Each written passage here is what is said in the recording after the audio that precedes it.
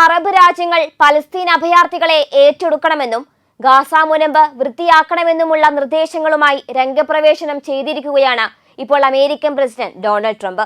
Air force വണ്ണിൽ മാധ്യമപ്രവർത്തകരുമായി സംസാരിക്കുകയായിരുന്നു അദ്ദേഹം. യുദ്ധത്തെക്കുറിച്ചും യുദ്ധാനന്തര അവസ്ഥയെക്കുറിച്ചും ജോർദാനിലെ അബ്ദുള്ള രണ്ടാമൻ രാജാവുമായും Egyptian president Abdel Fattah el സിസിയുമായും ഇക്കാര്യം ചർച്ച ചെയ്തുവെന്നും ട്രംപ് വ്യക്തമാക്കി. ഈജിപ്തും ജോർദാനും ഗാസയിലെ അഭയാർത്ഥികളെ കൊണ്ടുപോകാൻ തയ്യാറാകണമെന്നും ട്രംപ് പറഞ്ഞു. ഗാസ ഇപ്പോൾ അക്ഷരാർത്ഥത്തിൽ പൊളിഞ്ഞുകിടക്കുന്ന ഒരു സൈറ്റാണെന്നും എല്ലാം തകർന്നുവെന്നും ആളുകൾ അവിടെ മരിച്ചു കിടക്കുന്ന ഒരു പ്രദേശമായി മാറിയെന്നും ട്രംപ് പറഞ്ഞു. അതിനാൽ ഗാസയിലെ അഭയാർത്ഥികളെ അറബ് രാജ്യങ്ങൾ ഏറ്റെടുക്കാൻ തയ്യാറാകണമെന്നും അവിടെ അവർക്ക് പാർപ്പിടം നിർമ്മിക്കണമെന്ന് താൻ ആഗ്രഹിക്കുന്നുവെന്നും ട്രംപ് ചൂണ്ടിക്കാട്ടി. അവിടെ അവർക്ക് സമാധാനത്തോടെ ജീവിക്കാമെന്നും ട്രംപ് പറയുന്നു.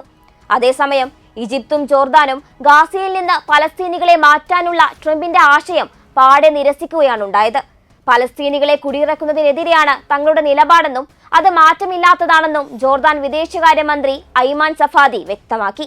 പലസ്തീനികളെ അവിടെ നിന്നും കുടിയൊഴിപ്പിക്കരുതെന്നും ഗാസയിലെ ജനസംഖ്യയെ പിഴുതെറിയാനുള്ള ശ്രമമാണ് ഇതെന്നും ഈജിപ്തും ചൂണ്ടിക്കാട്ടി. എന്നാൽ ട്രംപിന്റെ കുടിയൊഴിപ്പിക്കൽ പദ്ധതിക്കെതിരെ പലസ്തീൻ അതോറിറ്റിയും രംഗത്ത് വന്നിട്ടുണ്ട്.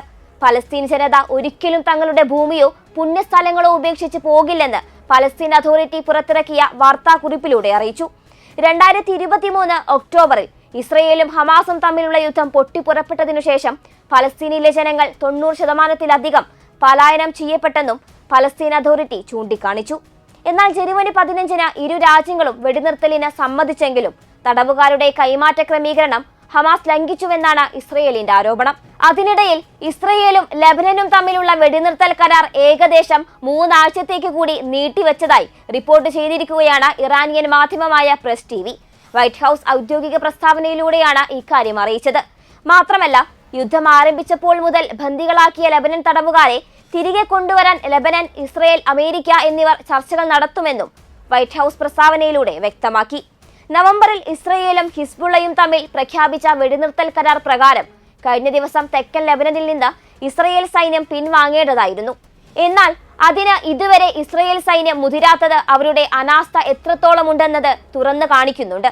കരാർ നിലവിൽ വന്നിട്ടും അത് കൃത്യമായി പാലിക്കാൻ ഇസ്രയേലിന് സാധിച്ചിട്ടില്ലെന്നത് മറ്റൊരു സത്യമാണ്.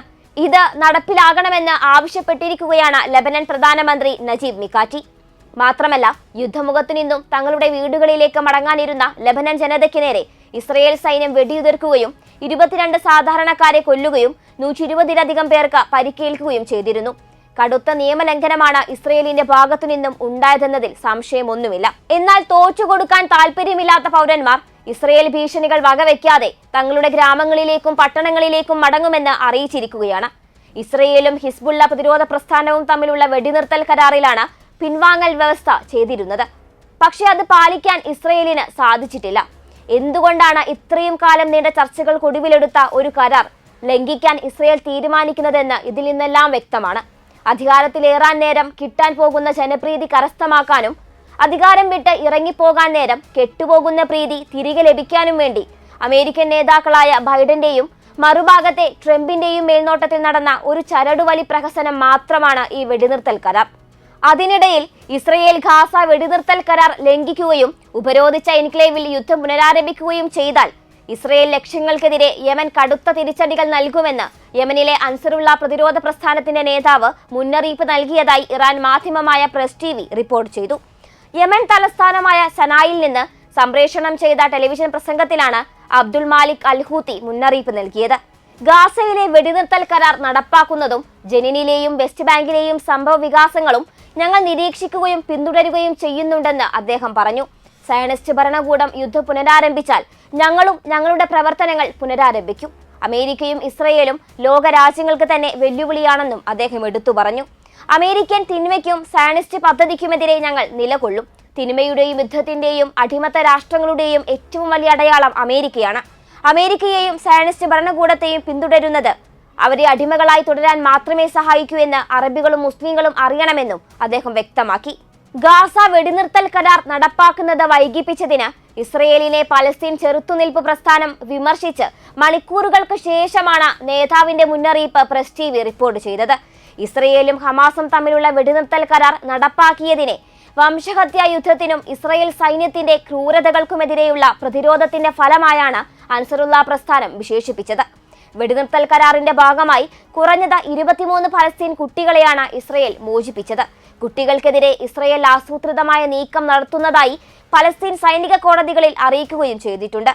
അധിനിവേശ വെസ്റ്റ് ബാങ്ക് ആസ്ഥാനമായുള്ള അവകാശ ഗ്രൂപ്പായ Addameer prisoner support and human rights association പറയുന്നതനുസരിച്ച് നേരത്തെ 320 കുട്ടികളെ ഇസ്രയേൽ ജയിലുകളിൽ പാർപ്പിച്ചിരുന്നു. 2016-ൽ 12-നും 14-നും ഇടയിൽ പ്രായമുള്ള കുട്ടികളെ ക്രിമിനൽ കേസിൽ ജയിലിലടക്കാൻ അനുവദിക്കുന്ന ഒരു പുതിയ നിയമം ഇസ്രയേൽ കൊണ്ടുവന്നിരുന്നു. അതായത് അവരെ മുതിർന്നവരായി കോടതിയിൽ വിചാരണ ചെയ്യാനും ജയിൽ ശിക്ഷ നൽകാനും കഴിയും.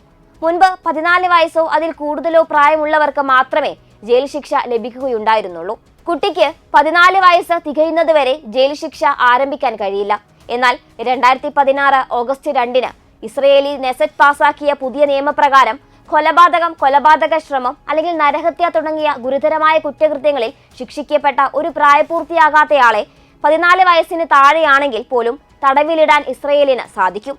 സേവ് ദി ചിൽഡ്രൻ എന്ന NGOയുടെ കണക്കനുസരിച്ച് കഴിഞ്ഞ 20 വർഷത്തിനിടെ 10,000 പലസ്തീൻ കുട്ടികളെയാണ് ഇസ്രയേൽ സൈനിക തടങ്കലിൽ വെച്ചിട്ടുള്ളത്. കുട്ടികളെ അറസ്റ്റ് ചെയ്യാനുള്ള കാരണങ്ങൾ കല്ലെറിയൽ മുതൽ പെർമിറ്റ് ഇല്ലാതെ സമ്മേളനത്തിൽ പങ്കെടുക്കുന്നത് വരെയാണ്. അധിനിവേശ വെസ്റ്റ് ബാങ്കിലും കിഴക്കൻ ജെറുസലേമിലും താമസിക്കുന്ന ഇസ്രയേലി കുടിയേറ്റക്കാർ ഇസ്രയേലി സിവിൽ നിയമത്തിന് വിധേയരാണ്. ഇതുപ്രകാരമാണ് പലസ്തീൻ കുട്ടികൾ ഇസ്രയേലിന്റെ ക്രൂരവലയിൽ അകപ്പെടുന്നത്. ഇതിനർത്ഥം അടിസ്ഥാനപരമായ നടപടിക്രമങ്ങളില്ലാതെ ധാരാളം പലസ്തീനികൾ, കുട്ടികളടക്കം ഇസ്രയേലിന്റെ കെണിയിലുണ്ടെന്നതാണ്. ഇങ്ങനെ അകപ്പെട്ടു പോകുന്ന പലസ്തീനികളുടെ എണ്ണം വളരെ കൂടുതലാണ്. കുട്ടികളെ വരെ ഇങ്ങനെ കുടുംബത്തിൽ നിന്നും പറിച്ചുകൊണ്ടുപോയി ജയിലിൽ പാർപ്പിക്കുന്ന ഇസ്രയേൽ നിയമങ്ങൾ ശരിക്കും വെളിവാക്കുന്നത് ആ രാജ്യത്തെ നീചമായ വ്യവസ്ഥിതിയെയും അവിടുത്തെ അമേരിക്കൻ സ്വാധീനത്തിന്റെ പിടിപാടിനെയും തന്നെയാണ്.